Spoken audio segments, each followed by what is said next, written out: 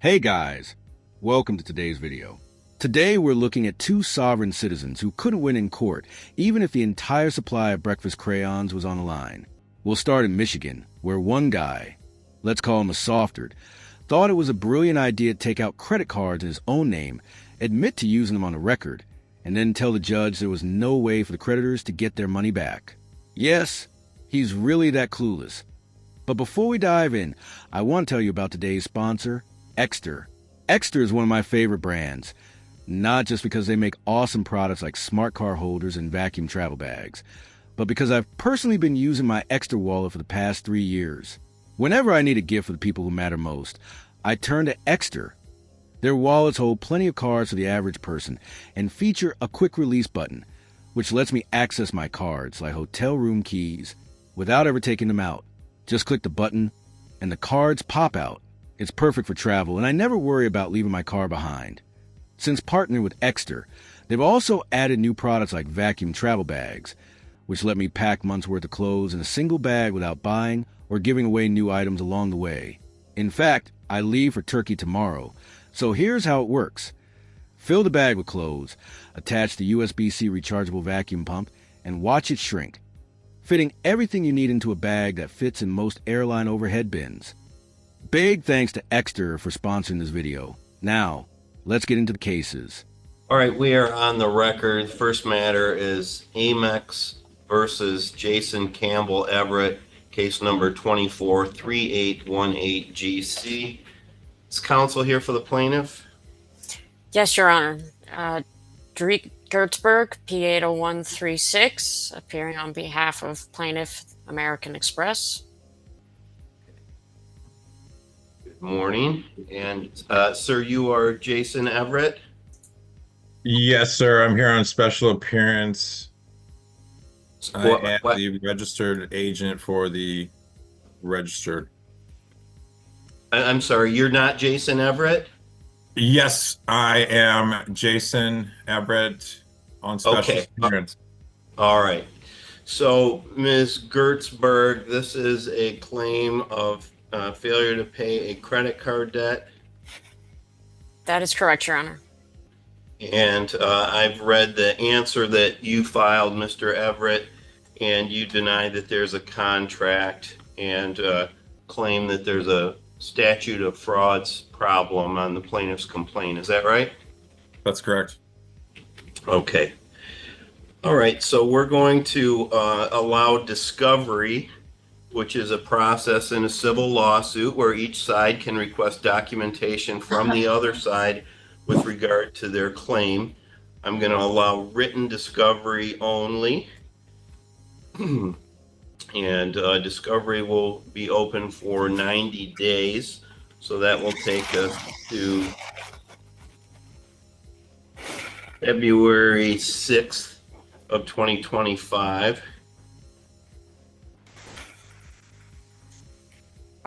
Your Honor, Yes. as attached to the defendant's answer were a number of what appeared to be discovery requests, a number of written requests for, I guess I would say, similar to interrogatories and requests for productions of documents, but Okay. Well, then I they guess I were, would suggest that your client should answer them. well, they were not presented in the appropriate manner.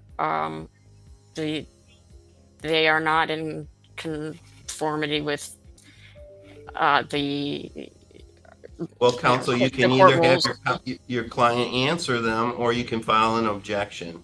Sometimes I wonder if filing interrogatories on saliva-stained glass pane even counts as a valid objection. And then the court will take them up. The purpose of discovery is to allow each side to discover what the other side's claim is. And so if your objections are just going to be based on form only, I'm probably not going to be terribly concerned about the form, particularly where the defendant is unrepresented in the case. If there are some substantive issues, then you'll need to brief the issues and bring them before the court with the proper motion. So witnesses need to be exchanged by February 6th of 2025. Exhibits need to be exchanged by February 6th, 2025. And motions may be filed and heard as permitted by the court rules. We will set this matter for a non-jury trial. That'll be a Friday. We'll need someday after March, or in March or later. March 14th, March 14th 9:30. at 9:30, and that'll be in person here at the courthouse.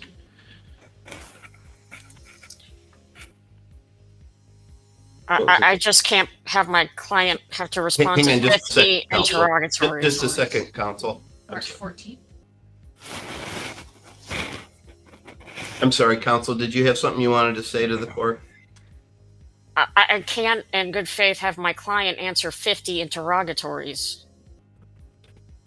Well, I guess, counsel, I think I've tried to direct you as to what your ability to respond to those are. So I'm not going to practice law for you, Ms. Gertzberg. You'll need to do it for yourself. So we will schedule the matter for a non-jury trial in person, March 14th at 9:30. And is there anything else for the plaintiff? No, Your Honor, thank you. Okay, anything else for the defense? Judge, I'm just curious on why this counsel is here when I have another counsel on my paperwork. Okay, Ms. Gertzberg, can you explain your involvement in this case? We work at the same firm. The appearance of counsel of one member of a firm is the appearance of all members of the firm. Okay, all right. So I think that that Fair is enough. a pretty common response, and I think that is acceptable. So Fair enough, yes. okay, all right then. That's all for the record today, and we'll send a copy of this pretrial order to both parties. Thank you. Thanks, Judge. Thank you, Your Welcome. Honor. So that wraps up the first hearing.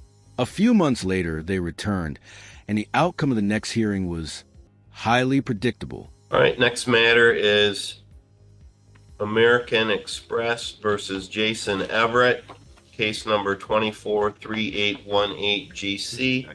Is counsel here for the plaintiff? Yes, good morning, Your Honor. Andrew Tetro for plaintiff. Good morning. And sir, you are Jason Everett? Yes, sir, I'm here on special appearance and I reserve all my rights under UCC 1308. Okay, good morning. Good morning. All right, this is plaintiff's motion for summary disposition. Mr. Tetro, you may proceed. Thank you, Your Honor. Yeah, this is plaintiff's motion for summary disposition. It's being brought pursuant to MCR 2.116 C9 and C10. C9 is failure to state a valid defense, and C10 is no genuine issue as to any material fact. Excuse me. The evidence that's offered in support of plaintiff's motion establishes that Mr. Everett opened a credit account with plaintiff in November 2016. He used his card to make numerous purchases over the next few years. He accrued a balance which went unpaid.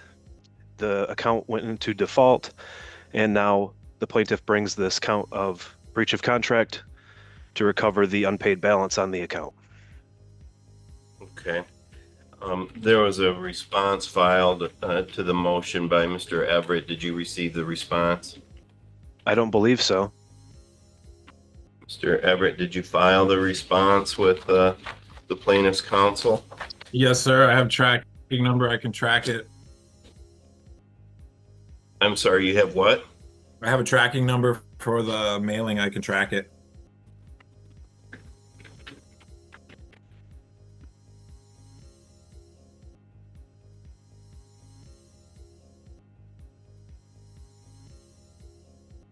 This was filed back on March 24th, is that right? Yes, it was sent out the same day, USPS. What's the title of the document?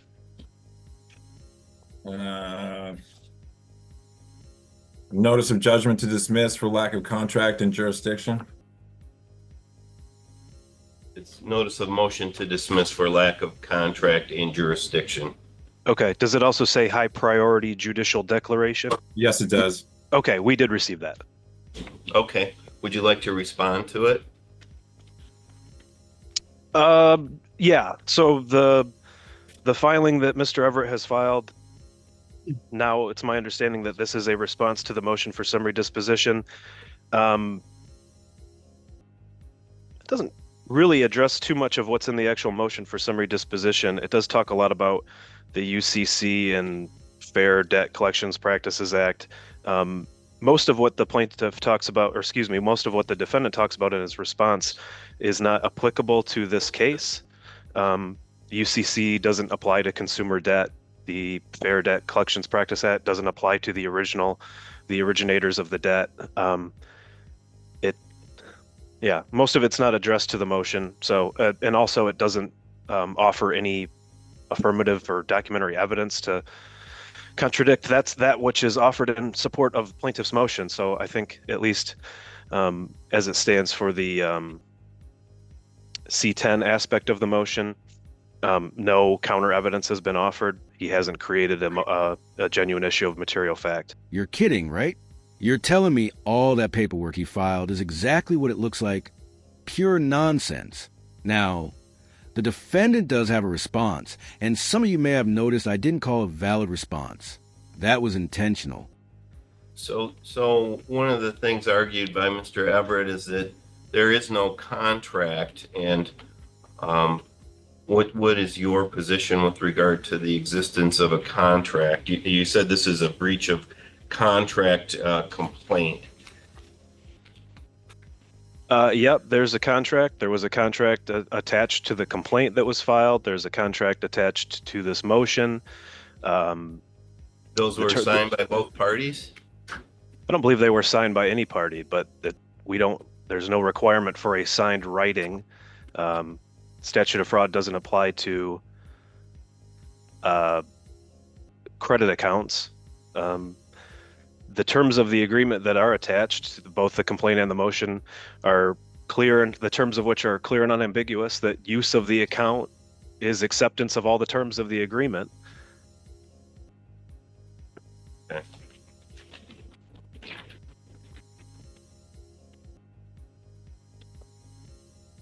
I'm just looking at for the complaint in this manner. It's strictly a breach of contract complaint, is that right? Yes. It's not an open account claim. No, I don't believe so. I think it was just one count for breach of contract.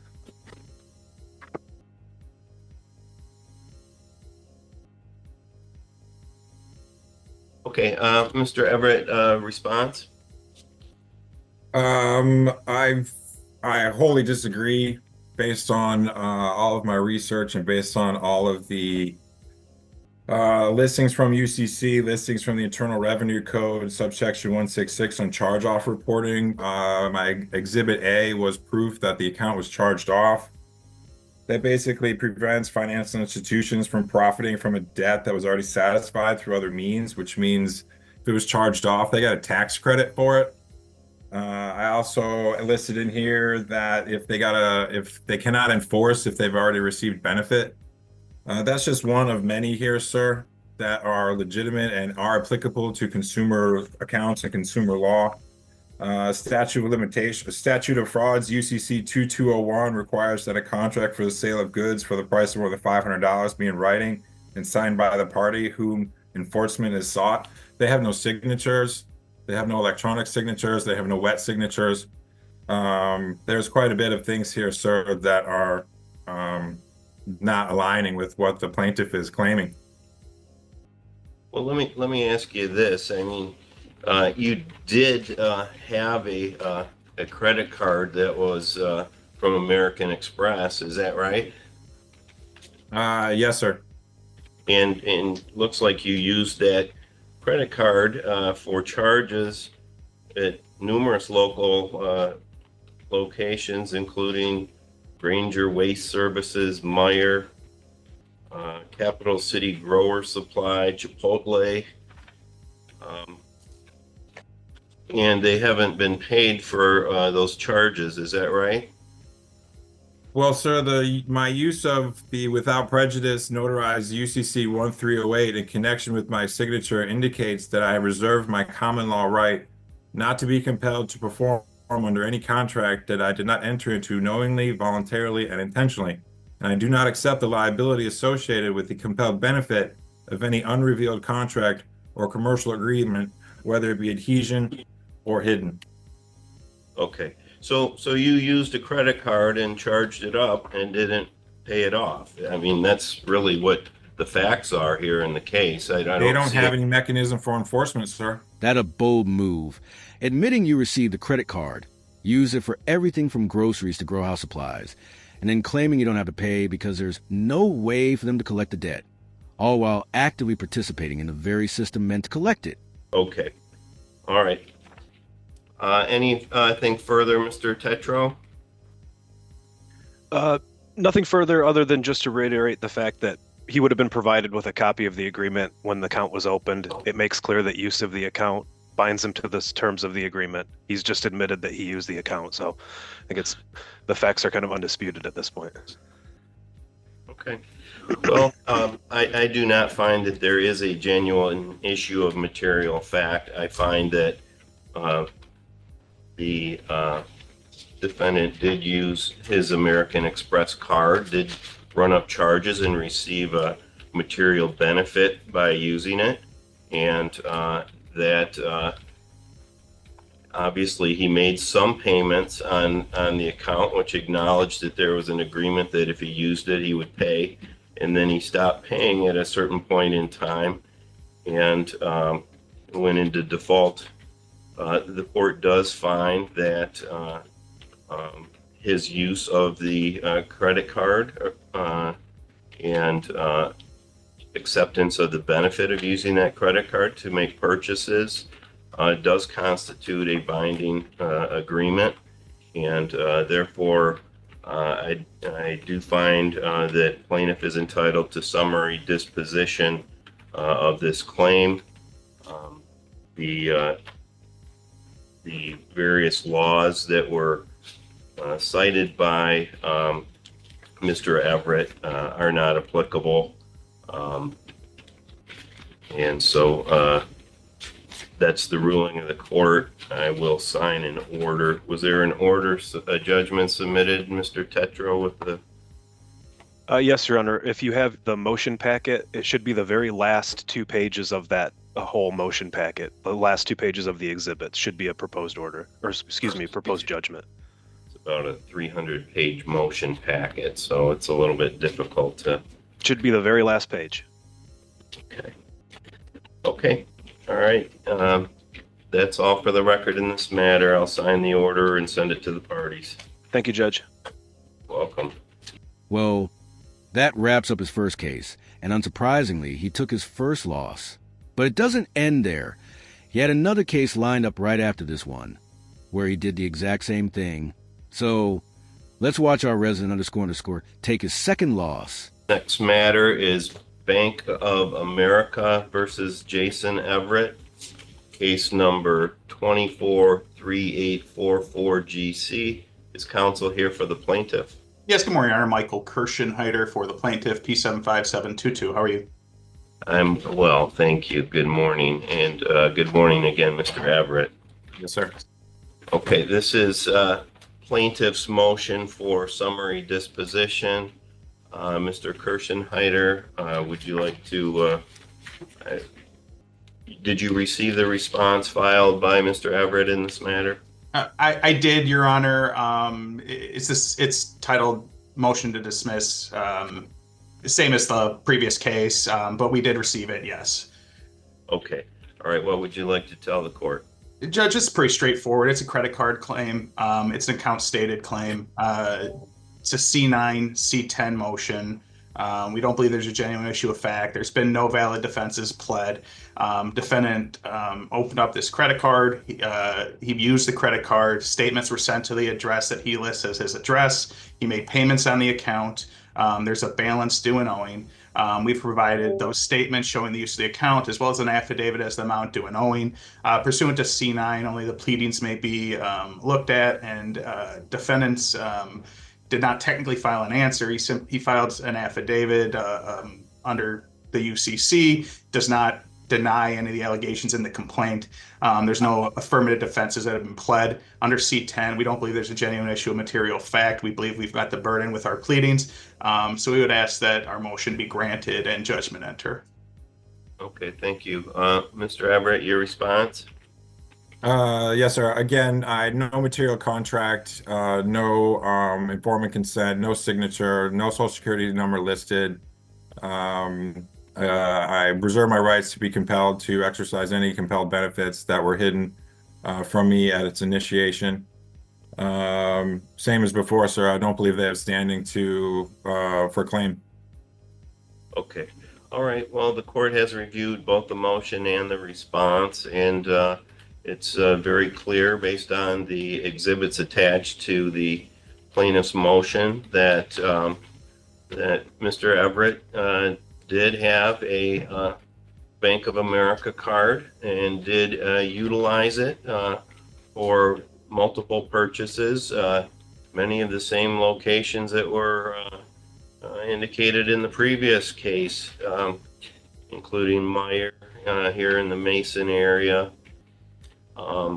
See, the consumer's energy bill was paid or was charged to it. And so clearly Mr. Everett received multiple benefits by using the card. He did make some payments under the cardholder agreement, and at a certain point in time defaulted and stopped making payments. I do find that there is no genuine issue of material fact. I do find that the plaintiff is entitled to a judgment as a matter of law, and I will enter a judgment granting summary disposition for the plaintiff. Mr. Kirschenheiter, was there a judgment submitted with the No, Judge. I will provide an order to the court. Okay, you may submit that under the 7-day rule. Will do. Okay. All right, that's all for the record, gentlemen. Thank you. Thanks, Judge. Have a great day. You as well. Thank you. Well, if this sovereign citizen is consistent at anything, it's losing and apparently eating glue. Now, let's move on to our next case. A sovereign citizen who got caught trying to sell large quantities of illegal narcotics, yet somehow refuses to recognize the court's jurisdiction, even while facing years behind bars. Deputy, if you would also inform Ms. Bender there's a no contact order with her co-defendant, Mr. Burns. I will do that, sir. Thank you. All right, are you Christopher Burns? I'm the living man, Christopher Burns, not the entity you got on this paper charged with all cap letters. Are you Christopher Burns? I'm the living man, Christopher Burns, not the entity you got charged on this paper with all capital letters. All right, I can't understand what he's saying, Deputy Malone. Can you repeat it? I am the living man, Christopher Burns, not the entity you got charged with all cap letters on this paper. Okay. Well, obviously you're living or you wouldn't be there. Just answer the question if you are, and you are Mr. Burns. So, Mr. Burns, you were indicted by the grand jury yesterday on a number of charges. First 4 counts, I'm sorry, just on 2 counts, I'm sorry. The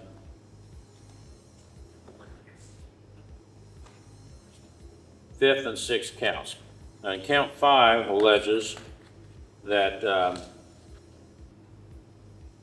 on or about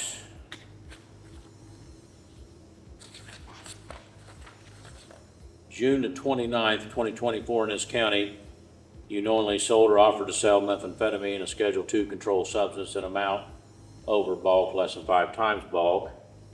And then count 6 alleges that on about the same date, you possess that amount. Now, each of those are third-degree felonies which, if convicted, carry a possible prison term between 9 and 36 months and a fine of $10,000 and a possible license suspension of 6 months to 5 years.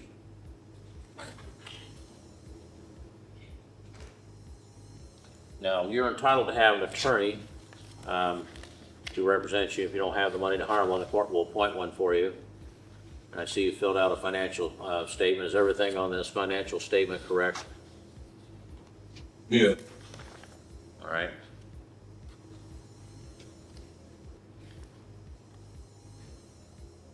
When's the last time you're employed, Mr. Burns? I don't know. I like to see the official criminal complaint against me, and I like to plead the fifth. I ain't got nothing else to say. Well, thanks for that. I'm sure everyone really appreciates you saying absolutely nothing, especially considering you could barely speak understandable English to begin with. All right. Court will find that you are entitled to appointed counsel.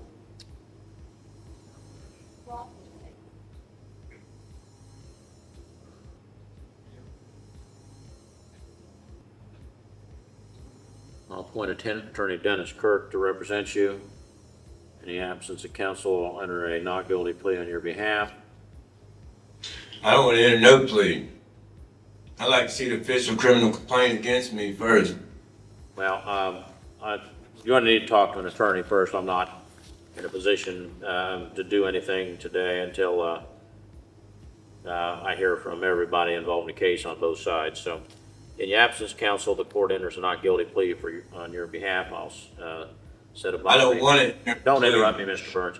I'm going to set a bail review hearing by Zoom tomorrow at 8:30. There'll be a final, a first pretrial on your case on October the 17th at 1:00 p.m. There'll be a final pretrial on November the 20th at 1:00 p.m. And then the trial will be set for December the 19th at 8 a.m.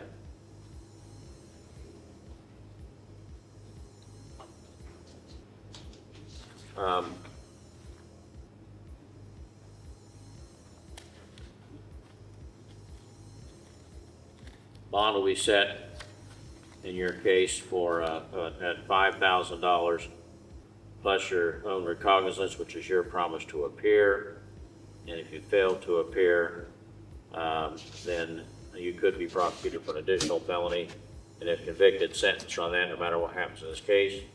You'll be required to pay service fee deposit of $171 prior to release to cover the statutorily required fees. If you make bond, you'll be under pretrial supervision of probation department, 117 East Main Street. Be required to report to them as soon as you're released. Then once a week for 4 weeks after that, as they determine, undergo random drug testing in my order, provide phone numbers for home, son, employer. Recommended by probation, you'll be evaluated for substance abuse or mental health issues. If there's any treatment indicated, you enroll in and file that during the pendency of this action. You'll be under house arrest at your residence at 236 East Beach Street in Hillsborough, meaning you have to be there at all times unless you're working, going to and from work, medical appointments, court proceedings in this or any other case. Appointments with an attorney or probation officer in this or any case. You can attend any kind of educational programming, classes, etc., church services, and holiday family events. And also, you're not to have any contact with your co-defendant, Joey Pender. All right, we'll notify your attorney of his appointment. We'll have your hearing. If you don't make bond, we'll have your hearing in the morning. If you make bond, there won't be a hearing. Do you have any questions, Mr. Burns? No. All right, thank you. Well, that wraps up his first hearing. What we can take away from this is that he somehow made it through life without a fully functioning brain. He did manage to bond out eventually, but it won't last long. He's refusing to participate in his trial, and the judge will inevitably order him back into custody. Okay, this is case number 24 CR 141, State of Ohio versus Christopher A. Burns. President representing the state is Assistant Prosecuting Attorney Adam King. President representing the defendants, Attorney Dennis Kirk. Are you Christopher A. Burns? Living man, Christopher A. Burns. I'm sorry? The living man, Christopher A. Burns. I can't understand you. I'm the living man, Christopher A. Burns, not the corporation you got signed on this paper in all capital letters. Okay, so you're Christopher A. Burns. All right. Living man. Well, obviously, you would be dead. If you were dead, you would be here, so that seems to be unnecessary. All right, now, Mr. Burns is indicted in a two-count indictment for aggravated trafficking and possession of methamphetamine, third-degree felonies. The question of Mr. Burns's competency was raised, and so on October the 23rd, the court ordered that the defendant be examined by an examiner from the Forensic Evaluation Center. I received a letter dated November 7 from Dr. Aaron Nichting, Nichting, indicating that there was an attempt made to evaluate Mr. Burns on November the 7th. On that date, he refused to participate in the evaluation, including after attempts were made to gain his cooperation. So they indicated they could not complete the court-ordered evaluation. Mr. Kirk, have you wish to offer anything regarding the matter? My understanding is my client's advising that he fears that his right to remain silent would be violated by participating in the evaluation. I've advised him that anything he says in this evaluation would not be used in a jury trial or court trial. And he's advised me he still does not wish to take part in this interview. All right, well, I guess there's two options here then, Mr. Burns. One is, and Mr. Kirk can discuss this, is that, if there is no evidence that the defendant lacks competency, the court could go ahead and make the findings since he's refusing to participate. Or I could order him to do it again. Mr. King, you have anything to say on the matter? No, Your Honor. I'm obviously not as familiar with this defendant Sure. as Mr. All Kirk. right. I don't know anything about his competency at this All right. point. Mr. Kirk? My conversations have been somewhat like what the court experienced a minute ago with the some unusual concepts and things raised. So I've been unable to really have a clear conversation with my client. Mr. Burns, you have anything you want to say? I've asked him to file some things, he hasn't filed it. I asked for the verified criminal complaint in my arraignment, I haven't received it. I haven't received all my evidence. I asked for all the hard copy evidence against me. I guess haven't received it. I should have made it clear. I'm going to interrupt you because you're talking about a lot of things that really aren't relevant at this point. The question before the court isn't about all that other stuff. There's a process for that. The question is whether you have anything to say about the fact that you refused to participate in the evaluation. Plead the fifth. I'm sorry? I'm advised to remain silent. You're advised to remain silent. I'm advising myself to remain silent. Oh, okay. Well, that's probably both the smartest and dumbest move he could make. Staying silent and refusing to participate in a competency evaluation is going to cost him some freedom. But if he does speak up, he'll end up revealing exactly how much drug use he's had over the years. Either way, the judge makes him keep his attorney and takes him into custody for his petulance. Well, the purpose of this evaluation is for Mr. Kirk and the court to be satisfied that you are able to consult with counsel about this matter. And in order to do that, there has to be effective communication, and he's indicating that that's not the case, and he believes, or he's concerned, and the court's concerned, that that may have a bearing upon your ability to participate in the trial. And so, you're going to need to be evaluated. So it's going to be the order of the court that you be taken into custody pursuant to section 2945.371 C2. The defendant has been released on bail and refuses to submit. So the court is amending the conditions of bond that bond will be suspended until such time as he has met with the examiner and participated, upon which time, upon receipt of the confirmation that he did that, the court will then allow him to be re-released on bond. Court will order that evaluation take place within 20 days. All right, you're remanded to custody. Well, that's one way to get your bond denied and end up back in custody. Just refuse to participate in your own trial. That wraps up the hearings for this guy. He was eventually convicted and sentenced to 24 months in prison, thanks in part to his co-defendant, who snitched on him to save herself. Here's the best part of her sentencing. All right. Ms. Feder, anything you'd like to say? I'm just apologize for my actions and getting too old to be doing this. Well, that may be the smartest thing you've said in the last 20 years. The question, though, is if you believe it. It's one thing to say it. It's another thing to believe it. It's another thing to act on it. If you haven't acted on it, you've been doing this now for your entire adult life, and you don't seem to want to change, and that's the unfortunate part, because you certainly could if you wish to. And I'll say that during the pretrial supervision, you consistently failed to call in or go in and claiming that you were bedfast, which I don't really believe for a minute. I think you were using, and you just didn't want to come in and get tested. I think there's probably a pretty good chance if you go to the jail, you're going to test positive today, aren't you? You're not? Okay, well, we'll find out. Yeah. But in any event, I'm going to follow the recommendation of the state, since you did cooperate. Your testimony was, I think, helpful to the conviction that was obtained, although I wouldn't describe it as extremely cooperative. I think it was the bare minimum, and you were less than cooperative during your testimony, but you did end up testifying as to what happened. So it is the order and judgment of the court that you be and are hereby sentenced to a term of 12 months on count 1 and 12 months on count 3. Those sentences are ordered to be served consecutively to one another for a total of 24 months. And according to this, you were arrested on the 1st of October and released on the 3rd. Is that correct? Yes. All right, so you get 2 days of jail time credit.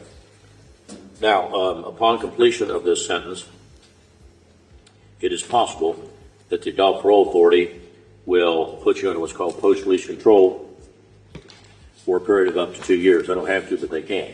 If they do, you'll be supervised by a parole officer of the terms they set, and if during that period of time they determine that you have failed to comply, they can return you to prison to make you serve an additional period of up to 9 months for any one violation, up to a maximum of half of your prison term, which is 12 months for all violations. But if you commit a new felony while under post-release control, then in addition to whatever sentence the judge in the new case could impose upon you, that judge should also authorize to sentence you for committing that offense while under post-release control to a term of 1 year or whatever time is left on that period of post-release control, whichever is greater. If that occurs, that must be served consecutively to the sentence in the new case. You're also ordered to pay $180 in restitution. Is it $180 or $280? It's 180 alone. $180 singly, and $120 joint and several with Christopher Burns as restitution to the Highland County Task Force, and those payments will be made through the victim witness restitution escrow account. You'll pay the service fees that are charged with that. Was the reason for consecutive sentences? Oh, no, that's not. Well, first of all, the consecutive sentences are being imposed because the parties have stipulated to that. Secondly, they were committed as part of one or more courses of conduct, and the sentence that's being imposed is not disproportionate to the harm caused, being a lower end sentence. Also, the defendant's criminal history is outlined in the state's compliance with discovery, and is just mentioned by the court, is such that it's necessary to protect the public from future crime by this defendant, particularly in the area of drug trafficking, as well as theft and other items that she's committed over her career due to her involvement in drugs. All right, you're remanded to custody. All right, Miss Fader, anything you'd like to say? I just apologize for my actions and for being too old to be doing this. Well, that might be the smartest thing you've said in the last 20 years. The question, though, is whether you actually believe it. Saying it is one thing, believing it is another, and acting on it is yet another. You've been doing this your entire adult life. And it doesn't seem like you want to change, but you certainly could if you chose to. During pre-trial supervision, you consistently failed to check in, claiming you were bedridden. Frankly, I don't buy that for a minute. It looks like you were using and just didn't want to be tested. Chances are, if you go to jail, you'll test positive. Though we'll find out soon enough. That said, I'll follow the recommendation of the state. You did cooperate, and your testimony was helpful to conviction, though I wouldn't call it exceptionally cooperative.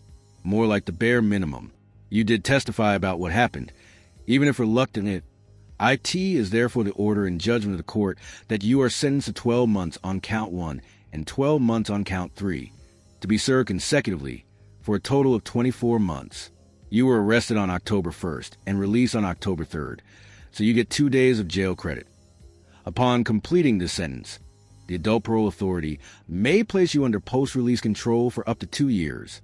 If you fail to comply during this period, you can be returned to prison for up to 9 months per violation, up to half of your prison term.